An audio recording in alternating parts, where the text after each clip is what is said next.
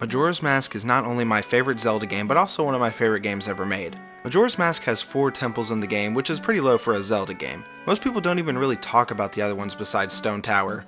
So I think the question has to be asked, are the rest of the temples in the game even good? Well, ladies and gentlemen, that's what I'm here to figure out. Unfortunately guys, I've got some bad news. Why are 99% of you guys who watch my videos not subscribed? It would really help out a whole lot, and if you guys enjoy the video, please consider subscribing. It helps out a lot and takes less than 2 seconds to do. With all that out of the way, let's get right into the analysis of Woodfall Temple. After obtaining the Ocarina, getting out of the Deku form, and getting the Great Fairy Mask, Link leaves Clocktown for the very first time, being greeted with Termina Field. While not as cool and vast as Hyrule Field from Ocarina of Time, Termina Field still feels like it belongs here and gets you to each different area of the game pretty well. Our destination is the Southern Swamp, and as Link starts walking towards the entrance, he sees a little drawing on the side of a tree. It's a drawing of Skull Kid, and it cues one of my favorite cutscenes in the game. It shows how the two fairies, Tattle and Tail, met a sad little Skull Kid, and how they all became friends. It's honestly a very heartfelt scene all the way until it shows when Skull Kid finds Majora's Mask. Skull Kid is one of those video game antagonists that I actually feel super bad for. All the dude wanted was friends, but he goes and throws it all away because of a stupid mask. After that, there's a little section where there's a piece of heart, some archery minigame, and of course, the weirdest character in all of Zelda, Tingle. While you originally meet him in Clocktown, I usually don't start buying maps from him until this point in the game. Past him, we finally get to the first main section in the game, the Southern Swamp. The very first things in view are a poisonous swamp and a little hut. Inside the hut is a guy who goes on and on about a boat cruise, along with giving us the pictograph box. So fun fact, he actually doesn't give you the pictograph box, and didn't do research, but he doesn't, so there, my bad. On the other side of the hut, there's an empty counter where it looks like someone should be. Obviously, the only way to go is further down the swamp. Since you can't swim in it, you get to bounce on the water and land on these lily pads with the Deku mask, which I've always found to be pretty fun to do. Down the stream, there's an area with another hut with one of Ganondorf's mothers from Ocarina of Time inside, Kotake. She runs the Magic Hag potion shop, and her sister, Komei, is the one who usually runs the boat cruise. That's not too important now, as our next destination is a little Lost Woods type area with a cute little monkey to guide you. Once you get to the end of the woods, there's Komei lying on the floor. Apparently Skull Kid attacked her while she was searching around for mushrooms and needs a little pick-me-up. So we go back to her sister and she gives us a red potion that we take back to Komei. I didn't originally play Ocarina of Time, but I had always known about Saria's song, and for some odd reason I thought the song originated from this forest here, since that's what I played first. Since we helped her up, we can go back to the boating hut and talk to Komei in order to get a free boat ride through the Southern Swamp. After we accept the offer, Link gets to take in the beautiful sights of the poisonous Southern Swamp. After killing an Octorok with the spiky end of the boat, we get to depart right into the Deku Palace. I've always loved this location. It feels so unique, and the music here is just a certified hood classic. We're only allowed to enter the Deku Palace using the Deku mask, and while normally they wouldn't let poor people like us in, they will because of a special occasion. You see, apparently the Deku Princess was stolen, and the Deku King believes that it was the doing of this little innocent monkey. So in retaliation, he's gonna burn him alive in the future, but he wants to make sure everyone gets to see him suffer before he does. After leaving that room, Link is once again greeted by a monkey who continues to seek our help. Of course, we're gonna help him, so let's go try and free that monkey. Before we do so, if you take a little detour into the left room, you can get a piece of heart. This also gives a nice way of showing what we're gonna have to do to stealth around the Deku guards. This section is very reminiscent of trying to get into Hyrule Castle from Ocarina of Time. I love stealthing around the guards in that game, and doing it here in Deku Palace is just as fun. Once we get to the end, there's a hole to jump down where we can find the Magic Bean merchant who coincidentally is selling these little things. After purchasing some magic beans, we need to head back out to the front of the palace and take these lily pads to the right where there's a spot to plant our newly obtained magic beans. Unlike in Ocarina of Time where you had to time travel in order for the magic beans to grow, in Majora's Mask you can just pour some water onto the bean for it to grow. I like this change a lot because it just makes it so much easier and less annoying to do. I've never 100% at Ocarina of Time because of how tedious a lot of things that you have to do are, and the magic beans just added onto an already heavy load. Wait, where were we again? Oh right, the Deku Palace. On the second level, there's a bunch of Deku flowers that you can use to fly around and murder a bunch of stupid scrubs. Once we murder half of the Deku population, we finally make it to the chamber where the monkey is being held. If you talk to him, he tries to get you to cut the ropes, but obviously you can't reach, so instead the next logical thing to do is bring out the beautiful Deku pipes in order for him to teach you a song. He teaches us the Sonata of Awakening, which is a song that will be used to get inside of Woodfall Temple. Unfortunately, playing big pipes causes a lot of noise, so we get thrown out for trying to save the monkey. Well, now it's time to finally head on over to Woodfall, and the trek over there is pretty fun. After taking a Deku flower out of the Deku Palace, we get to use even more flowers to traverse across even bigger flowers while dodging dragonflies. Eventually, there's a platform to land on that has a stone with an inscription of a song to learn. Once we read it, we learn the Song of Soaring, which allows Link to fast travel to any owl statue that has been hit throughout the land of Termina. Ocarina of Time introduced fast traveling, but you only learn certain songs to fast travel to different areas as an adult before each dungeon. Majora's Mask switches it up and allows for much more broad travel. On this little cliff, there's a place to walk through, and on the other side is the land of Woodfall. In Woodfall, there's a bunch of wooden platforms with some enemies on that you need to kill to progress. At the end of each platform, there's a Deku leaf that takes you to the next platform. After a few of these, we finally reach a platform that has some sort of Deku-like inscription on it. Using my big brain, I thought, hey, why not play that song we just learned? After doing so, a giant temple erects from the water, and man, I remember the first time I saw this, I was dumbfounded by how awesome this visual is. One Deku flower later, and we have finally entered Woodfall Temple. The first room really shows off the atmosphere that you're going to expect from the temple. Everything looks really overgrown, and there's a bunch of trees blocking the view, making it to where you have to take long pathways using the Deku flowers. For every temple besides Stone Tower, the music is very ominous sounding with very few instruments being played. Only 2 instruments can be heard during the song, and that's the always present drums and some sort of shrieking noise. If you can't already tell by the outside and first rooms of the temple that this is clearly inspired by ancient Aztec and Mayan culture, then I'm not quite sure how you didn't realize till just now. The shrieking noise most likely represents an Aztec death whistle, and if you don't know what that sounds like, well, here you go.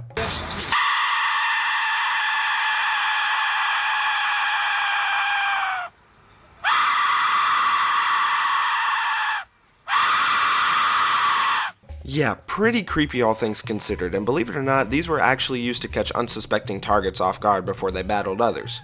Back to this first room, which has a couple of stray fairies to get, which are made easy using the Great Fairy Mask. Something I didn't know until like a year ago is that when there are pink particles coming out of the back of the mask, that means that there's a stray fairy in the room. I don't know why I didn't know this for the longest time, but hey, it's useful, so I'm glad I know it now. The next room will become the main central room throughout the rest of the temple. There's some poisonous water along with something in the middle of the room that won't be used for quite some time. Probably should have explained this earlier, but just in case you're not aware, each temple in Majora's Mask has stray fairies scattered throughout, and when you get all of them, you have to take them back to a broken Great Fairy in order to get a reward. Overall, I enjoy getting them, and I think Woodfall Temple might have my favorite placements of them. Is that mainly because they aren't that hard to find besides a couple? Yeah, but I also think that it makes for a great introduction to the new mechanic. In the central room, there's quite a few in here, but for now, we can only get a couple by destroying this Deku Baba and breaking some pots. There's 2 doors in this room, one is locked, so through the other one we go. In this room, there's a Deku flower on a platform in the center that we can take to get a chest on the side of the room containing a small key that can be used for the earlier door. This room is also home to the fairy that I forget to collect the most, as you have to simply shoot down this wasp's nest on the wall. I don't know why I always forget it because of how easy it is to get, but I can't even remember it exists half the time. While we're here, let's go ahead and check out what's through this door here. In here, there's a couple of snappers that can easily be taken out with the use of the Deku flower. I've always found the mechanic of jumping out of the Deku flower at the right time to defeat an enemy super satisfying to do. After all the snappers are dead, a chest spawns in the middle of the room containing the patented dungeon map. Now it's time to head back on over to that locked door from earlier. This next room is one of my favorites in the dungeon simply because of some of the fairies in here. There's a giant block in the center of the room that you have to move to go on this wooden path. Along that path, there's a Skulltula that contains a stray fairy along with a torch that will be used in a minute. First, we gotta go back to that block and move it out of the way to progress. Once that's moved, you gotta go back to that torch from earlier and bring the flame to another torch. Next to that second torch is another door that we can take to fight some dragonflies. Once again, after defeating all of them, a chest spawns in the center of the room, this time containing a compass. There's 2 more stray fairies in this room, but only one of them can be obtained for now by shooting another wasp's nest. The other one is underneath the wooden pathway, but seeing as the water is poisonous, I guess we'll have to wait till later to get it. Continuing onward, we need to bring the flame with the Deku stick all the way up to this spiderweb in order to burn it. Once that's done, we can climb up the stairs into a very dark room with some black bows. Yes, that's her actual name. Anyways, in order to bring some light back into the room, we can light a bunch of torches which opens up a door to get us out. Along the way, if you kill all the black bows, then you're rewarded with a chest that has another stray fairy inside of it. The next room wants you to use some Deku flowers to traverse across the room while dodging dragonflies. If you fall, there's a high likelihood that you'll fall into a hole, but because I'm the best there is, the best there was, and the best there ever will be, I didn't fall into any of these holes. On the other side of the room, there's a staircase that leads back into the central room, but this time we're on the 2nd floor. Immediately there's a button to be pressed which spawns in some ladders, so if we fall we can get back up. There's also another door in this room that takes us to another room we've already been to, and now we have access to other doors that contain mini-bosses. Just like in Dodongo's Cavern from Ocarina of Time, we come across a little Lizalfo to take down. I honestly really like fighting these guys, and while they aren't the hardest thing in the world, they're still fun to fight. After getting that old raggedy boss out of the way, we finally get to this temple's item, the bow. Obviously one of the most fun items to use in any Zelda game, and it's super fun to use here. Once you exit the mini boss room area, there's an eye in the distance, and obviously if you got some sort of long range weapon, we gotta shoot some eyes out. Once you do that, the platform with the Deku flower in the middle starts to rise, allowing you to make it to the other side of the room with a door. Through that door is another mini boss, and it's a gecko on top of a snapper. You gotta use the Deku flower to flip the gecko off the snapper, and then use your bow to snipe the gecko off the walls and ceiling. Honestly, I'm not too big a fan of this boss fight. It's not awful, but honestly I wish this one was a bit shorter. It feels a bit repetitive, but nonetheless, after beating him, a door opens which has a chest in it that contains the boss key. Also, after defeating the boss, he turns into a little frog that is used for the Don Garros side quest. If you don't know what that is, basically you get a mask from a freezing Goron and you have to go around to a bunch of different frogs and reunite the frog choir. After retrieving the boss key, it's time to head back to the central room for a few things. First off, we gotta shoot arrows through the fire in order to open up that platform in the middle of the room, and when you do that, it starts spinning in the center of the room. Now with the platform arisen, all the water in the temple is back to normal, allowing us to go back into a room from earlier to get that fairy under the wooden platform. Next, Link's gotta use his bow and arrow to shoot his arrows through fire to light another torch. That then opens a door, but before we go in there's a button next to that torch that spawns in a chest with another stray fairy. Now with that door open, we can finally access the room right before the boss. In here are the rest of the stray fairies just sitting here, so not too hard to get. In this room there's some pillars that are engulfed in flames, and if you shoot this crystal looking thing they go away. With them gone, we can use these Deku flowers to fly all the way to the boss door. In here is the boss of Woodfall Temple, the masked jungle warrior, Odolwa. Even further proving the fact that Woodfall Temple is based off of ancient Mayan and Aztec cultures, the fact that Odolwa's armor is heavily based off of those cultures. I'm no history nut, but I can just look at this dude and tell, oh yeah, he looks pretty ancient Mayan and Aztec to me. During the fight, Odolwa also speaks in what seems like gibberish, but according to most people, his gibberish actually translates to ancient Mayan. There are 3 phrases he says, meaning head will ache and burn, which means come burn, and which means dance now. Coincidentally, Odolwa does a lot of dancing during the fight along with spawning a ring of fire. Overall, the fight itself is pretty fun. All you gotta do is hack and slash away on Odolwa and eventually he'll go down. In the 3DS remake of the game, the fight was made a lot worse because instead of just a basic fight where you get to beat the piss out of him, you have to stun him and then go ham on an eye reminiscent of Majora. Luckily that doesn't matter too much because we're playing the far superior version, and after a bit of abuse we take down Odolwa and he drops his remains. After you beat every boss in the game, they drop their remains, and then there's a blue ring of light that teleports you into some place that houses giants. After this first temple, we can hear the giants humming a tune, and Tattle tells us to get out our ocarina to learn whatever song they're singing. Here is where we learn the Oath to Order, which is a song that needs to be played towards the end of the game. And with that, our journey through Woodfall Temple is done, but there's a little bit more to be done before I'm done talking about this place. Right as we're done with the temple, we get placed towards the back of it, and there's some vines behind Link that can be broken. Behind those vines is the Deku Princess, and we give her the rundown on what's been going on. Obviously, she is furious and wants to be taken back to the Deku Palace where she belongs. Only problem for her is that the only way we can take her with us is by putting her in a bottle. I've always found this stupidly hilarious, and also a pretty creative way to bring her with us instead of the Deku Princess suddenly appearing at the palace. The best part is you don't even have to do this to progress through the rest of the game. All you needed to do was beat the boss, get his remains, and learn the Oath to Order. Anyway, before we take her back to the palace, we gotta get our Great Fairy reward by taking all the stray fairies back to the broken Great Fairy. Once they're returned, you get probably my least favorite Great Fairy reward, an upgraded spin attack. While not bad at all, I'm not a big spin attack user, so it's a bit useless for me. In the 3DS version of the game, you get your magic bar doubled, which is very weird considering in the first game you get that from the Snowhead Temple reward. Pretty weird change, but if there's one thing I love Nintendo for, it's making useless changes and remakes. Once we get back to the Deku Palace, the Deku King is finally going through with his plan to torture the monkey. Obviously we gotta act fast, so let's dump the queen right at the foot of the king. She gets pretty mad at her father and starts beating the absolute hell out of him. Since he's a little wuss, the king decides to let the monkey go, and yay, all is saved. But man, we are still not done, but this is the last little thing, I promise. We're told that on the left side of the palace, there's a little cave where the Deku Butler is waiting for us. He wants to race us very similar to the Dampy race in Ocarina of Time, and we'll get a reward for doing so. I prefer this race to the Dampy race mainly because I think that the obstacles are more unique and are themed better. Also, you don't have to dodge freaking fire being dropped by the person you're racing against, unlike that stupid idiot Dampy. Once you complete the race, he gives you the Mask of Sense, which is by far the ugliest mask in the game. It's honestly pretty useless, but you need it for the Fierce Deities mask, so that's useful, I guess. The Butler also talks about how racing Link reminds him of racing with his son. Even sadder is that during the credits of the game, you can see the Deku Butler crying at the foot of a little tree we saw towards the start of the game, insinuating that it was his son. Okay, now I'm done talking about everything, but now we have to get to the most important part of the video. All in all, I think Woodfall Temple is one of the better starter temples in all of Zelda. Most of them are pretty basic, of course, but I think Woodfall has a bunch of things that make it pretty great. Now, a lot of my thinking is probably based off the fact that Majora's Mask is my favorite Zelda, but I don't care, and I think that Woodfall Temple is going to get a B tier on the tier list. After getting the Hero's Bow from Woodfall Temple, we can now make our way on over to Mountain Village. Mountain Village is found north of Clocktown, and the reason we need the bow is to clear the obstacles blocking our way.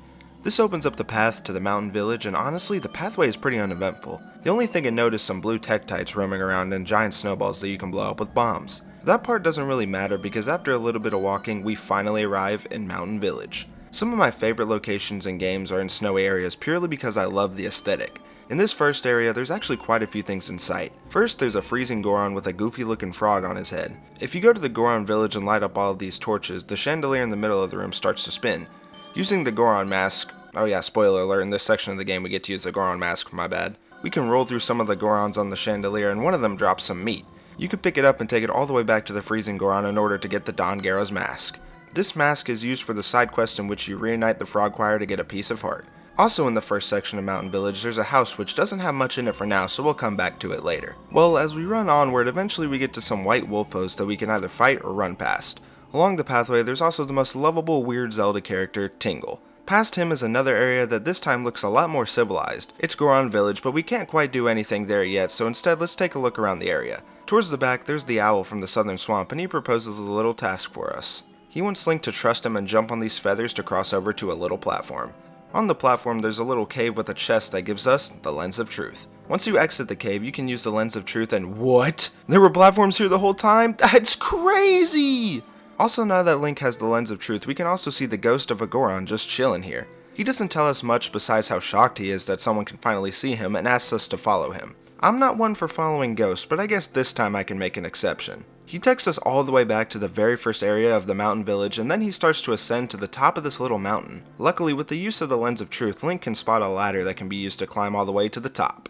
On the cliffside are a couple of Gorons, with one being encased in ice, while the other one tells you about how he just finished making Darmani the Goron hero's grave. Once we go inside the grave, there's Darmani sitting at the foot of his own tombstone. I know that it's been said 1,000 times, but man, this game is just so dark and depressing. Darmani tells the story of how he tried to stop whatever was causing this harsh winter from Snowhead, and he ended up perishing in battle. All he wants Link to do is heal his soul, and lucky for him, there's a song we know that can help him out. Once we play the Song of Healing, a really sad cutscene plays with Darmani being surrounded by Goron celebrating his life. Once the cutscene ends, there's a new mask on the ground, and when Link picks it up, we officially obtain the Goron mask. With this newfound ability, we can read what's inscribed on the grave of Darmani, because apparently when you put on the Goron mask, you gain the ability to read their language. On it, it gives us the rundown of how to use the Goron mask, but something we need to do first is move the gravestone backwards in order to make this spring flow. This needs to be done so that we can get some hot spring water, which will help us out later.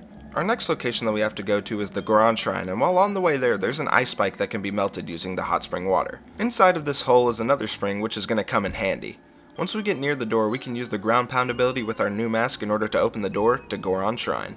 Unfortunately for our ears, we have to listen to the constant whining of the Goron Elder's son because according to him, he wants his daddy, but he's nowhere to be found. The only place where you could even be is the little middle area with a bunch of large snowballs, so let's go check that out. After breaking a few of those, eventually we'll find the Goron Elder encapsulated in ice. If you pour the hot spring water onto it, the ice melts and you can talk to him. He doesn't recognize us at first and immediately wants to go to his son, but after a little bit of walking, he finally takes a good look at Link and sees the Goron hero, Darmani. We tell him all about how his son misses him and that he needs to get to him quickly. Unfortunately, after a bit, he realizes that he's not going to be able to walk all the way to his son and instead entrusts us with playing a little song for the boy. He pulls out a little drum and attempts to play the song, however, in a funny little bit, he can't seem to remember, so for now, we just learned the lullaby intro.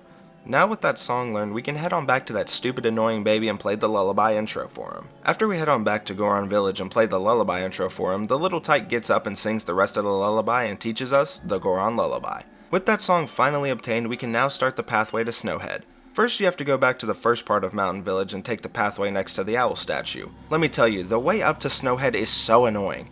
You have to use the Goron Mask's rolling ability in order to jump across gaps using ramps scattered about. While using the Goron Mask is very fun, sometimes it can be a pain in the ass to control, so I may or may not have fallen off the path a few times.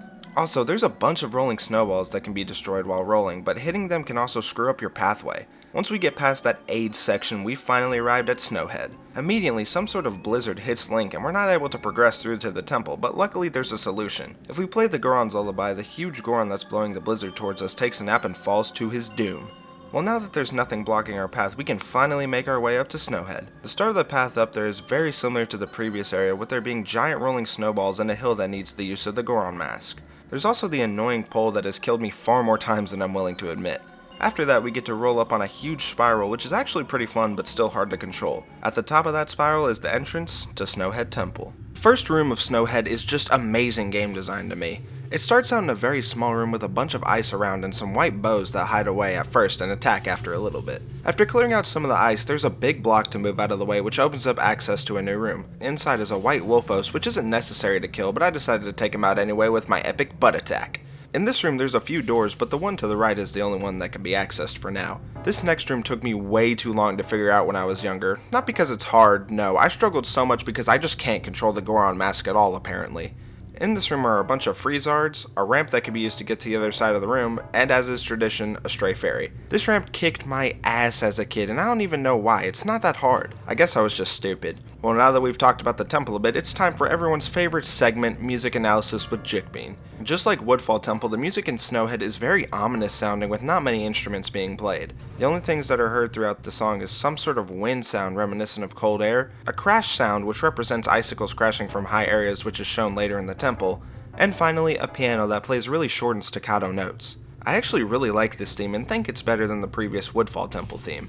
It has some really cool theming which can't be said for the design of the temple, and it sounds so mysterious. Okay, back to the room that we left off in, and there's 2 areas to go, but let's climb up these stairs first. There's actually not much to do after reaching the top of the stairs, as for now we can only obtain a stray fairy and get the dungeon map from a chest. The only other way we can go is through the door, and we have finally entered the central room of Snowhead. This is such an open area with a bunch of doors and ramps scattered about. There's some stairs that we can take to get to the very bottom of the temple, which weirdly has a bunch of lava, but the only thing of note here right now is a button that grants us a stray fairy. If we climb back up the stairs, there's some doors that take us into various rooms. One of the doors leads us into a room that doesn't have much for us to do right now, but there's some blocks that can be moved into place to get a stray fairy later down the line.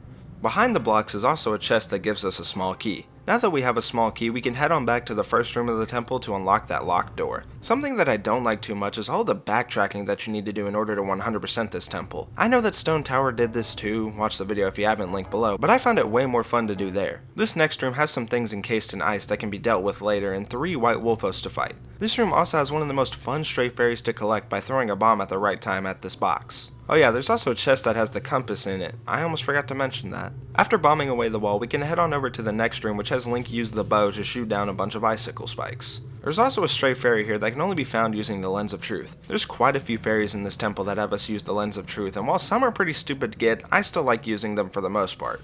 After we do some hardcore parkour across platforms, we eventually reach a chest that contains a small key. With another key obtained, we can move on to the next room of the temple, and I like this one quite a bit. This room contains a stray fairy in the ceiling that can only be seen with the Lens of Truth, and we might be pushing the Lens of Truth usage so far. In order to get to the other side of the room, we have to use the Goron Mask to ground pound these switches a few times. Not the most creative and intricate room, but hey, it could be worse, and we'll get to worse later. Through the door is a ramp that we can jump with the Goron Mask. On the other side is a pathway blocked by ice, but luckily we can roll across the side to another door. In this door, unfortunately, is one of 2 mini-bosses in this temple, a Wizrobe. I don't find these guys that fun to fight because you can just sit in one area and shoot them with a bow. After that snooze fest is over, a chest spawns in the middle of the room that contains the fire arrows.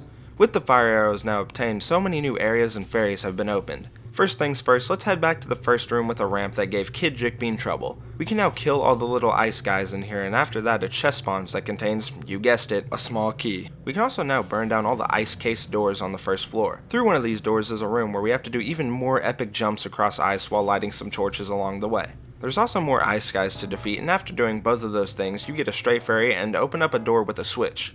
When the switch is ground pounded, a giant pillar erects in the middle of the temple, and about halfway through Snowhead, we finally start to feel like a Zelda temple here. We can also head back on over to the room that had stairs and shoot the frozen eye to trigger a rising platform.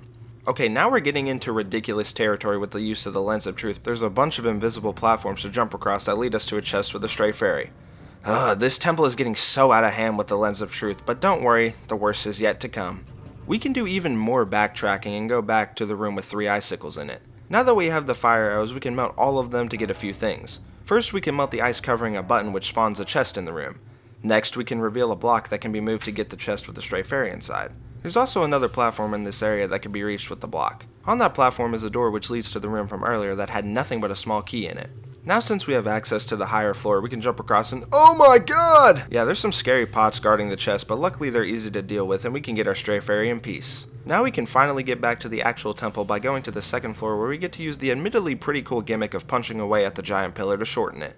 Now with the pillar shortened, we can take these stairs to climb to the next floor and continue punching away. Now with all the punching done, there's a platform that takes us even higher, but first there's a locked door that we can go through. This is by far the most forgettable room in this temple as it's just a big snowy area with some snow enemies around. There's also another hidden wall that contains a stray fairy and man, I'm getting tired of those. Luckily for me though, there's some ice blocking a stairway that Link can burn to get to one of the better rooms in the temple. There's 2 Lizalfos in here, and like I said in the Woodfall Temple analysis video, link in the description if you haven't seen it, I find them pretty fun to fight. Not only are they fun to fight, but after defeating them, each one of them drops a stray fairy. Past this room, we can jump on down to the platform where there's a bunch of giant snowballs to destroy. Past those is another staircase which leads to the top floor that has Deku Flower access. We can use the Deku Flower to get to the floor below us that has a door containing the second mini-boss of the temple. Unfortunately, it's not some crazy cool boss, it's just another Wizrobe, but get this, there's even more places for him to teleport to.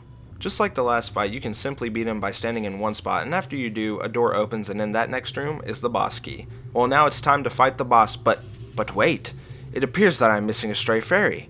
Oh yeah, that's my bad. I forgot to use the Lens of Truth and look at this exact spot on the wall and then jump from a very high spot and then land perfectly and then open the chest. Wow, how could I even forget that one? Anyway, once we get that stupid last stray fairy, we can now enter the boss room. As we enter the boss room, the camera pans over to some sort of monster encased in ice. Obviously, the only thing to do is burn the ice and out pops the masked mechanical monster, Goht. This is by far the best boss fight in Majora's Mask and is even considered for best boss fight in all of Zelda. What you gotta do is use the Goron mask to become a spiky ball and hit Goht with it. As the boss fight progresses, he starts doing more attacks like shooting lightning out of his skull or sending stalagmites down towards Link. It's so fun ramming into the side of Goht and you can even knock him down and just wail on him. Sadly though, all good things must come to an end, and after a very fun boss fight, we pick up a heart container and also Goht's remains. Just like in Woodfall, after getting Goht's remains, we're teleported into Jotunheim and get a talking to from a giant.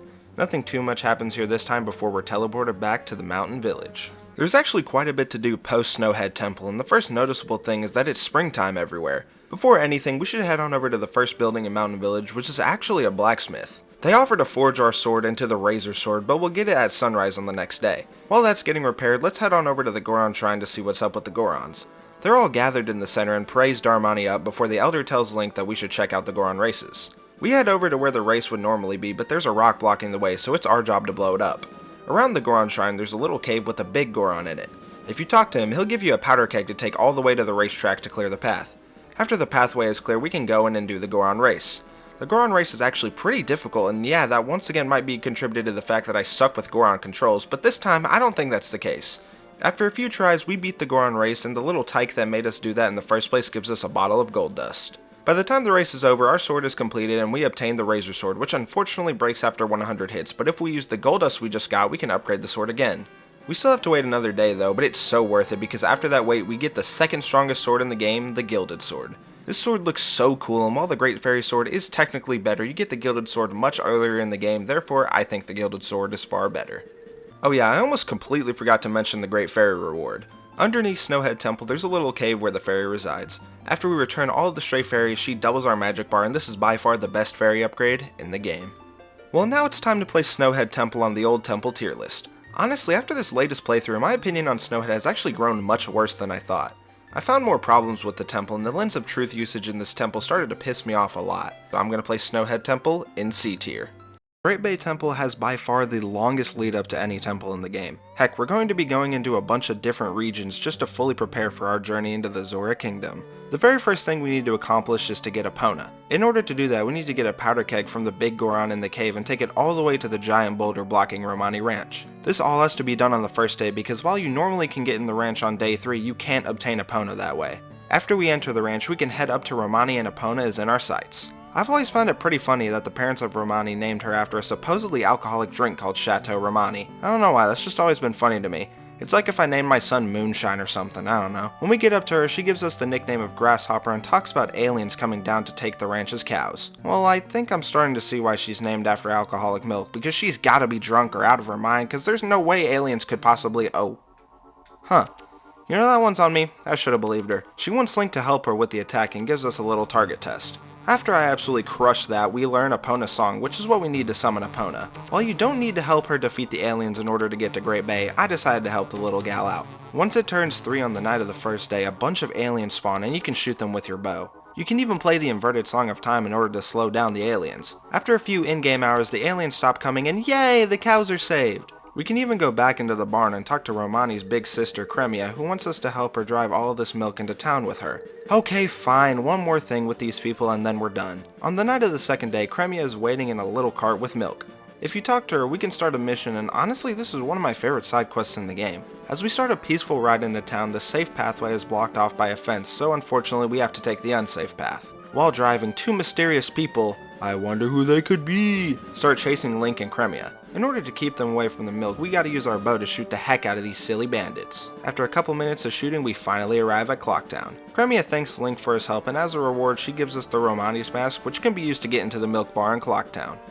Well, there's just one more thing that we need to do before heading to Great Bay, and that's getting the stone mask. Now that we have Epona, we can start heading towards Ikana Valley. Along the pathway, there's a circle of rocks, and if we use the Lens of Truth, we can spot a random guard. If you talk to him, he asks for something to give him strength, meaning a red potion, so that means we gotta head all the way back to the stupid witch hut in the southern swamp. After a short little detour, we grab the red potion, give it to the guard, and obtain the stone mask. The stone mask is one of the best masks in the game because it makes you invisible to almost every enemy in the game, which will become useful later. With all of that side stuff out of the way, we can finally head on over to Great Bay. Immediately inside are a bunch of buildings, with one being over the water. If we start to head over there, the camera shifts on over to the body of a Zora in the water. Link, being the good guy he is, heads on over to him and starts to push him towards the land. There's actually a fun little glitch that you can do in this area. If you push him close to shore where Link can stand, you can actually pick up the deflated body. You can run around the beach with this dude and even throw him into the abyss. But I guess we should actually save him, and after pushing him to shore, he starts walking and eventually falls back down. If you talk to him, he claims that he's Mikau of the hit Zora band, the Indigogos, and unfortunately he knows that he's gonna die. Mikau asks Link to hear his plea, and in another one of my favorite cutscenes, Mikau stands up, whips out his guitar, and starts singing. He sings about how the lead singer of the group lost her voice after laying some eggs, and that the Gerudo pirates stole them. He knows he's gonna die, but he needs someone to go and save the eggs, and then he drops down and dies. He asks Link to heal his soul just like Darmani before him. After playing the Song of Healing, another cutscene plays with Mikau walking into the distance with his band. After the cutscene ends, Mikau disintegrates out of thin air and drops the Zora mask. The Zora mask is one of my absolute favorite masks in the entire game, and a big part of that is the swimming mechanics. It is so much fun swimming through the waters of Great Bay, which is good for me because we're going to be here for quite a bit. The building in the middle of the ocean is the Marine Biologist Research Lab, and this is where we'll store the eggs whenever we find them. For now, let's head on over to the Pirate Fortress, and the only entrance that we can go through is by breaking a piece of wood in the water. Through there is the Pirate Fortress, and we aren't going to be doing it yet. The reason we're stopping here is to get a picture of one of the Gerudo pirates. This is why we needed to get the stone mask earlier, because with the stone mask it's way easier to take a picture of one of the pirates by hopping on one of their boats. Now you may be asking yourself, what does taking a picture of some random woman have to do with getting some Zora eggs? Well, if we go back to the front of Great Bay and go inside of this hut, there's a fisherman and a seahorse. If we go in and talk to him for a bit, he asks us if we have a photo of a Gerudo pirate. After we show him the hot and sexy photo, he gives us the seahorse. Now why would we possibly want a stupid little seahorse? Well, there's a location called Pinnacle Rock that we need to go to in order to get some more Zora eggs. After swimming over there, we take the seahorse out of the bottle and he leads us to where we need to go. Once we get to the base of Pinnacle Rock, the seahorse wants to help us find his friends while collecting Zora eggs. The Pinnacle Rock section of this game is pretty slow, but I find it decently enjoyable. Basically, you swim all around this hole and go into little areas where there's sea snakes. The easiest way of killing them is by using your Zora magic powers, and behind some of them are Zora eggs that could be picked up with bottles. There's 3 Zora eggs here, and while you don't have to kill all the sea snakes, if you do, you can find another seahorse. Doing that grants us with a piece of heart, and I mean, just look at these 2 little cuties, how could you not want to do that? Before we head back on over to the Pirate Fortress, let's go to the research lab and drop off these eggs. Now with that done, it's time to head back on over to the Pirate Fortress. Just like in Ikana Valley with the castle, the Pirate's Fortress acts as a mini dungeon before we get to the actual one later. Our first task in here is to open up a way to truly get to the meat and potatoes of the fortress. On the other side from where we enter, there's a Goron switch that when hit opens up an underwater pathway. The first obstacle in here is a couple of blocks that we have to move around. After that, there's a geyser that takes us up to a room with some bombs and a current trying to stop us from making it to a door. Through that door is another room with even more bombs and some stairs. In this room is actually a piece of heart that can be obtained by pressing the button and sprinting through the door. After getting that, there's a switch we can hit that opens up the next pathway. Through here is even more bombs and currents to try to take Link out. Man, these Gerudos sure do love their bombs because they're everywhere. Eventually we come to a ladder which leads up to the next section. At the end of the ladder there's a button which spawns a switch that makes water shoot up into the air. This takes us up to the next area where we have to do even more climbing in order to shoot a switch. After that we can head through this now unlocked door to go back to the entrance, but this time at a higher elevation. The only purpose this path serves is to take us into the center of the fortress. This is where the stone mask especially comes in handy because there are guards absolutely everywhere. In the 3DS version of the game, the injured guard is actually found in the middle of the fortress, and honestly that's a very weird change. Not necessarily a bad one, just a super weird one. God, the 3DS version is such a weird case for a remake, but hey, maybe I'll do a video comparing the games one day. Anyway, we need to climb up this little watchtower and go through the door at the end of the bridge. Through that door is once again another cutscene that involves the Gerudo pirates. The head honcho and one of her henchwomen are discussing the Zora eggs alongside the dragon cloud floating over the bay. She also lets us know that the rest of the eggs are right here in the fortress. How convenient for us. After the cutscene is over, there's a wasp nest that was shown earlier which we need to shoot down in order to scare away these stupid morons. With them gone, we can go into that room where there's a chest in the middle. Inside the chest is quite possibly the greatest item in all of Zelda, the hookshot. I'm not going to go over every room in the Gerudo Fortress because most of them are all the same, especially with the use of the stone mask. Basically, most rooms boil down to hookshotting onto a piece of wood in order to go into a tank with the Zora egg inside. You do this a whole 4 times, and in between 3 of them you get to fight a Gerudo mini-boss, which is actually pretty fun. Anyways, once we got those 4 Zora eggs, we can go deposit them back in the marine biologist lab. Once all 7 eggs are deposited, they start to hatch and form some sort of song. If you whip out your guitar that you get with the Zora mask, you can play the new tune. What we learn is the new wave bossa nova, and let me tell you something, I absolutely love this piece. With that song learned, it's time to head on over to the Zora Cape where the voiceless Zora singer lies. Once we swim all the way to where Zora Hall is, which I never go in because there's not much to do in here, we can find Lulu, also known as the voiceless singer. She says absolutely nothing to us, believe it or not, unless we play the new wave bossa nova, in which case a giant turtle pops up out of absolutely nowhere.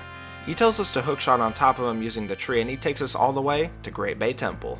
I want to immediately talk about the music this time because let me tell you, this one is a banger. While Woodfall and Snowhead Temple had very ominous and not catchy at all themes, Great Bay Temple is an absolute banger of a theme. The theme starts out with a few bars of some percussion, which instantly fits the factory theme that this temple is going for.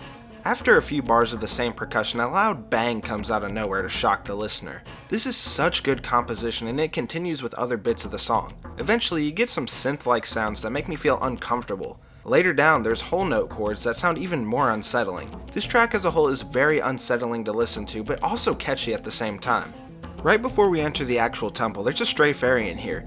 If you light up all the torches, a chest spawns with a stray fairy. Through the door is our first room of the temple, and man, a lot of people talk about how confusing this temple is. I don't know if it's because of how much I've played it, but I really don't find Great Bay that bad. One of the first stray fairies that we can get in this room is actually just right underneath the platform we come in on. The main gimmick of Great Bay Temple is changing the flow of water in order to progress, and in here there's a lever that we need to push in order to open up a path.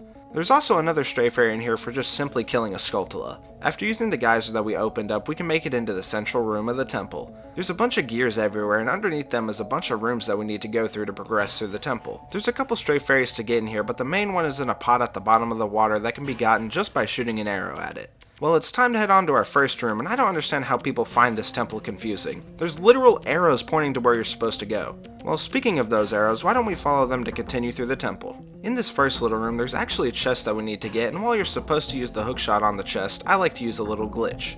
Since the Zora form is much taller than normal Link, if you put it on in the water, you can actually reach some higher ledges. In the chest is the dungeon map, which will come in handy so much during this temple.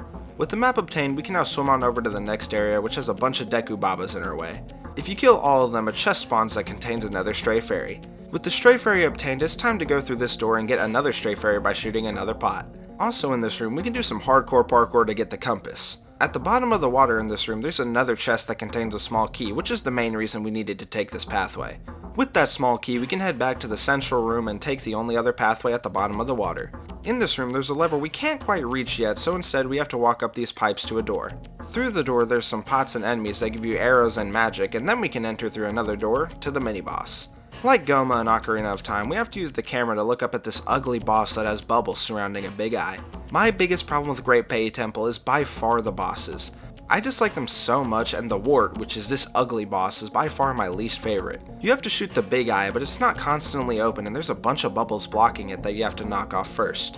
In phase 2 of the fight, there's no more bubbles on the wart, but instead it dashes around, making it pretty annoying to hit. After beating that annoying ass boss, we obtain the elemental arrow of the temple, the ice arrows. With the ice arrows, we can now access the lever from earlier by shooting them at this Octorok to freeze it. With the ice arrows, so much stuff is open, but if we head back to the central room, we can freeze this little waterfall to access a new area. In here, there's another lever to pull, and if you hookshot to the ceiling, you can find a chest with a stray fairy. Now it's time to head back on over to the first underwater room we went to so that we can continue the flow of water. Using the ice arrows, it's now possible to reach the door, and inside is, you guessed it, another lever. We can freeze this stupid idiot and climb on top of him and pull the lever. As we continue the path, we get to fight the second mini-boss of the temple by using the ice arrows to cross the water and use fire arrows to burn down some ice. We get to fight another Gecko, and in the first phase of the fight, you have to traverse around a bunch of moldy bubbles to attack him. In his second phase, all the bubbles make one big bubble with the Gecko inside, and he tries to dive bomb you. You have to shoot your ice arrows at him while he's on the ceiling so that when he comes crashing down, the bubbles split apart. While not as bad as the warp boss fight from earlier, this boss still isn't fun. Once he's beaten, a door opens and through it is the chest containing the boss key. Well, now it's time to head back to the very first room in order to swap the flow of water. We can hookshot on over to a geyser, which takes us to the red lever that makes water go the other way. We also have to go turn off the yellow water flow while we're at it. Now we can go back to the central room, and there's a few rooms to access, but the first one we can go into has some cogs and an elevator. If you take the elevator up and then freeze the water moving the cogs, you can now easily climb them. There's also 2 stray fairies in this room that can both only be reached with a hookshot. In the next room, there's a bunch of scales that can be controlled by water. Underneath the first one is an underwater section that actually has a hidden stray fairy. Using the fire and ice arrows, we can use the scales to climb up to a green lever. If we climb across the green pipe, we can spot a chest that, believe it or not, contains another stray fairy. Past that is a door that we can take to get back to the central room and head on over to the final room. The last 2 stray fairies are in here, and the first one is found underwater with you having to use the Zora boomerangs to pop the bubble, and only then you can swim towards it. The other one is just found hidden underneath a platform, and it's easy to collect. There's one last lever to pull that makes a geyser flow, and we can use our boss key to enter the boss room. Immediately, there's a giant pit that we can jump down to get to the true boss room. We switch to a first-person POV of the boss of Great Temple, Gyorg. While not as bad as the Twinmold boss fight in Stone Tower, this boss still isn't very fun and continues the trend of annoying bosses in this temple. While it's just like the other bosses with you having to wail attacks onto him, the boss can be pretty inconsistent. You can go into the water and throw your Zora boomerangs to stun him, which allows the use of Zora magic to damage him. Do this a bunch of times and you can move on to phase 2. Phase 2 isn't too different from phase 1 as he just spits out a bunch of tiny fishes to attack you. You still do the same thing as before, and after a little bit, Gyorg is defeated and he disintegrates into thin matter. After obtaining a heart container and Gyorg's remains, we once again get teleported into the land of the giants. The giants want Link to help their friend, and Tattle interprets this as saving the last giant, but personally I always like to think this is a reference to Skull Kid instead. Well, now it's time to talk about the aftermath of Great Bay. Not much actually changes with the setting, but some characters talk about how the water will turn back to normal, so that's gonna have to suffice. Let's start with talking about the Great Fairy reward, and we have to use the ice arrows and hookshot to even get over to her. Inside her little cave, she gives us a defensive buff by making it to where enemies deal half of the damage they would normally do. It also has a neat little outline to the health bar. Well, the next thing on the agenda is to use the hookshot to get to the top of this waterfall. At the top are some beavers, and you can race both of them. The beaver race is actually so much fun, and after you beat these 2 bozos, you get an empty bottle. You can even do a harder race with both brothers again, and if you beat them, you get a piece of heart. There's one more little side thing I want to discuss, and that's the gold Skulltula house in Great Bay. This can only be done on the first day to get the giant's wallet. It's a very fun side quest, and there's even an extra piece of heart. If you talk to all the little skull children using the captain's hat, they tell you the order in which you have to shoot colored masks to open up a secret area. In that area, there's a chest with a piece of heart inside. Overall, Great Bay Temple is honestly a really solid temple that I think gets way too much hate. I think it's pretty well designed, the music is great, and the theming immerses me in the temple. I think it's better than the 2 previously covered temples. Great Bay Temple is going to go right above Woodfall Temple in B tier. Before we get to the actual temple, there is a lot to talk about the lead up to the temple. First, we have to get into the land of Ikana where the temple resides. After getting the Garo's mask, we talk to the mysterious Poe guy from Ocarina of Time, and he summons a pillar that we can hookshot onto and enter Ikana Valley. There's also a whole underground well that can also be discussed, but you use that well to get into our first location of the video, the Castle of Ikana. The Castle of Ikana is a mini dungeon of sorts, and I'll be describing each room and how they function. Walking through the front door, you're greeted by a bunch of Gibdos who are mummy-like creatures. So I'm actually an idiot, I don't know why, but in the script I wrote Gibdos instead of Redeads. So just to be clear, these are Gibdos and these are Redeads. Sorry for the confusion.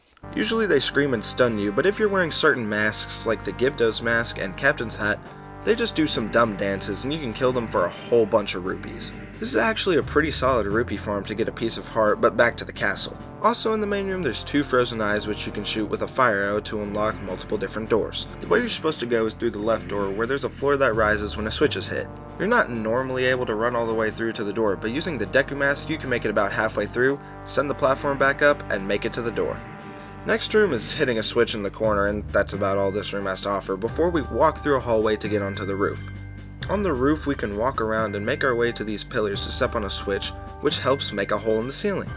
With this hole being in the ceiling, we can head through the second door in the front room. Immediately we are greeted by a wall master, which can easily be defeated with the help of the mirror shield and our gilded edge sword. Using the mirror shield, we can get rid of the obstacle in our path by reflecting sunlight onto the sun symbol. Right past this is more Redeads that can pretty easily be dealt with again. After defeating them, we get to fight a Wizrobe, a mini-boss. Honestly, one of the weaker bosses in the game, as all you need to do is look around for where he is and shoot him with an arrow. It's pretty simple. After beating a mid-boss, we get to go to the roof once more where we can use a powder keg to blow up the ceiling, allowing light to flow down into the main room. Using this light, we can clear the area and move on to the boss of Ikana Castle. His name is Goht du Ikana, and as discussed in my Majora's Mask ranking video, check it out if you haven't, if you wear the captain's hat, you'll get a goofy little cutscene where he thinks you're Captain Kita. He sends out his henchmen first to attack you, and after burning the curtains to let in some light, attack them with your sword to stun them and use the light to reflect onto them. Then it's on to the main boss of Goht du Ikana. The fight works pretty much the same way, and it's a decently fun boss fight. After beating him, however, is when you learn the song that we came here for, the Elegy of Emptiness. His song makes a creepy statue of you, which has its main use for holding down switches. This is also the exact image most linked with the Ben Jarrett creepypasta, and looking at its face I can understand why it became so iconic. Also, his little henchmen argue really funnily, and it's stupid how funny this cutscene is for such an old game. I don't know why, but that's how good the writing is in this game. Now with the Elegy of Emptiness, we can finally start our trek to Stone Tower. With the Elegy, we can actually create a statue for just normal Link and each of the transformation masks, the Deku, Goron, and Zora masks. Some people might find getting to the actual temple tedious, but I actually enjoyed using all the Heartless statues in order to hold down the switches to make a path. Mainly because Elegy of Emptiness is actually a pretty good Zelda song, as most Zelda songs tend to be. And we get to use one of the most fun items in Zelda history, being the hookshot to climb up to. The climb really isn't too long and dreadful, and you'll be up to the top of Stone Tower before you know it. Before I even get to the design of the temple, first we gotta talk about how good the Stone Tower temple theme is. It is without a doubt the best tune in this game and is such an epic one for the final main dungeon to have. It has a great build up with the percussion into an ocarina sound, then after a while everything shuts off and a solo begins to play with the song starting over. The ocarina sound quite obviously represents Link, and all the other sounds being heard I think represent how much backup he has with all the people he's saved and friends he's made. But at the end, the flute solo represents the Skull Kid, all left alone with no friends due to the power of Majora's Mask. Hey, that might not even be close to what it represents, but that's just how I feel about it, and you can feel free to have your own interpretations. I hope you guys enjoy this song as much as I do, because you will be hearing it a lot during this video, and we'll also get into the inverted song of time whenever we invert the tempo later on. We are finally in Stone Tower Temple. The main room of Stone Tower Temple has a few enemies that we can dispose of quickly. There's a couple of puzzles to do in this room, but we can only get one stray fairy in here for now. The stray fairies are some of my favorite collectibles, as they are really fun to collect and give you some really good rewards. Proceeding to the next room, all we gotta do is hold down all of these switches using the Elegy of Emptiness in order to open up the next area. You're supposed to use these boxes too, but I accidentally broke one. In the next room, you're going to want to blow up the floor to let sunlight into a different room, which you head to using these stairs. There's a light puzzle which nets us the dungeon map, and if we destroy all of these exploding statues, we can get a chest which has a small key. There's also another fairy in here that I missed the first time, but later went back and got it. One of my favorite parts of Stone Tower is the fact that we get to use all of the transformation masks. Now the Goron has the least amount of use, but the Zora and Deku have plenty of uses, which will be seen in the next few areas. With the Zora mask, we're able to swim around in this next area, and you're supposed to use a dolphin dive to get up to this area, but I like to use an exploit where if you're at the top of the water and put on the Zora mask, you can glitch the game and grab certain ledges. On this specific ledge we grab onto though, it helps us obtain a small key and hit a switch for a puzzle we need later on. In the next room there's a whole lot more water to swim in and some chests that we can spawn in, along with a new light puzzle which gets us the compass. Going into the next room using the key we got earlier, we actually get to use the Goron mask to knock down this pillar, and do even more light puzzles. Yes, this temple has a ton of light puzzles. It's very useful to use the stone mask in this room so these little buggers don't get in the way of your light puzzle. Shining the light at these suns allow us to obtain another stray fairy, while the other puzzle showcases a link reflecting light into other mirrors, which then store the light and allow for longer distances of light travel. Part of the reason I love this temple so much is all the light puzzles, and there are quite a few in here, so that gives this temple a big boost. In the next room we get to use both the Deku and Goron mask. For the Goron mask, we have to slam down this button and roll over to the chest to get a fairy. This fairy can actually be pretty annoying if you're not patient, as the timing is tight, but it's still very doable. Speaking of tight timing, having to fly across all these wind turbines as a Deku scrub can also be a bit challenging. While doing this, there's also another chest containing another fairy, making this our fourth one. Going through the next door, we arrive at our first of two mini-bosses, the Garo Master. As the name implies, he's the master of all Garo, and is a beefier fight than just a normal Garo. It's a pretty fun boss fight, and it's made even better when after you defeat him, he blows himself up just because he has to go out in the most badass way possible. In the chest he spawns after offing himself, we get one of two dungeon items, the light arrows. After the mini-boss, we enter a little hallway where we get to use our light arrows to fight an Igor and gain another stray fairy. Now that we have the light arrows, we can move on to the second half of the temple.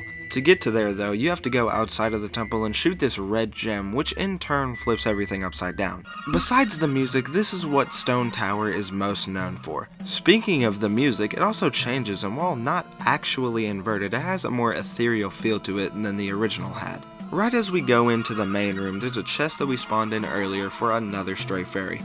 I just love this temple's design so much, because now you have to worry about falling in a lot of places that you didn't need to at first. One of the first rooms that you can go into has a block that you can get rid of easily with the light arrows. I love how this showcases the use of the light arrows and how they can be used for these light puzzles as opposed to using the mirror shield. In this next room, there are vents that allow you to fly all around the place as a Deku. There's not too much going on in this room besides a couple of stray fairies and a small key, so let's just go through this heavily guarded door to the next room. This room was once filled with lava, and since everything's been flipped upside down, it now rains lava. You gotta shoot the red gem again with your light arrows in order to keep flipping the room to get to the other side. And next is another room that makes you keep flipping the entire room around just to get a block in position to jump up to the door. This is what quite a bit of the inverted section has, is rooms where the goal is to keep flipping upside down in order to progress. After all of those puzzles though, we have a little boss fight against another Wizrobe. Not too different from other fights like this, but still a fine enough fight I guess. After beating him though, a chest spawns which you can hookshot onto and get another stray fairy. After that, we go to another room where you get to screw around as a Deku. The main goal here though is to go into the room with a lot of switches from earlier to get a key. There's these really random Zelda enemies who I don't know the name for, and you can avoid them entirely using the stone mask. Over in this next room, there's a switch that we can hit to spawn a chest, which in turn we can hookshot onto to go to another room later on. Back into the Deku room, there's another door we can go through that has a little hallway filled with blue bubbles. Once we get through those, we get to our second cool boss of the dungeon, Goht. He's a really cool Reaper dude who uses bats in a lot of his attacks. Mainly though, you have to use light arrows in order to expose his stomach and then hit him again with the light arrow. Goht is just so cool looking and the fight is really fun. After you beat him though, you're able to get the boss key for later. After doing that, we get to go back into the hookshotable chest room and then go through the door from there. In this next hallway, there's another Igor which we beat in the exact same way, but this time after defeating him, we get the item we're going to need for the final boss of the temple, the Giant's Mask, the most useless mask in the game. After one final room, which isn't much to write home about, we finally enter the boss room, and after jumping into this graboid looking hole, we finally get to fight the boss of Stone Tower Temple, the Twinmold. Unfortunately, unlike the rest of the temple, this boss fight sucks so bad that it's one of the only reasons that Stone Tower is debatably the best and not definitively. The main reason this fight sucks so much is just the use of the Giant's Mask. It's not very fun to use and requires magic in the first place, so if you're running low, well, sucks for you, buddy. You can, however, just get some Chateau Romane from the milk bar before the fight, but I forgot to do that, so it took way longer than expected. All you gotta do is just attack the back of each Twinmold, and eventually they'll both explode for a bit of an underwhelming end to one of the best Legend of Zelda temples. Except it's not quite the end, because after you get all 15 Stray Fairies, you get the most OP item in the game, the Great Fairy Sword. This sword is awesome. I love its design, and the fact that it does so much damage is a plus too.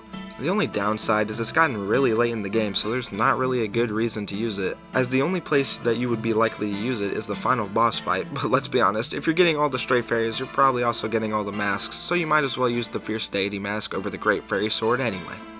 Well, there you have it. There is my supposed best Zelda temple of all time. As of right now, I believe it's both the best and it's my personal favorite, but maybe some other time we can analyze a different temple, and who knows, maybe it'll surpass Stone Tower. For the official Jickbean rating, it's going to get an S- tier rating. While it's still an absolutely amazing temple, on this latest playthrough, I found some minor nitpicks, and the final boss of the temple really sucks. So honestly, it's a low S tier. If you enjoyed this type of analysis video, please feel free to let me know by liking, commenting, and subscribing, and I'll consider doing more stuff like this.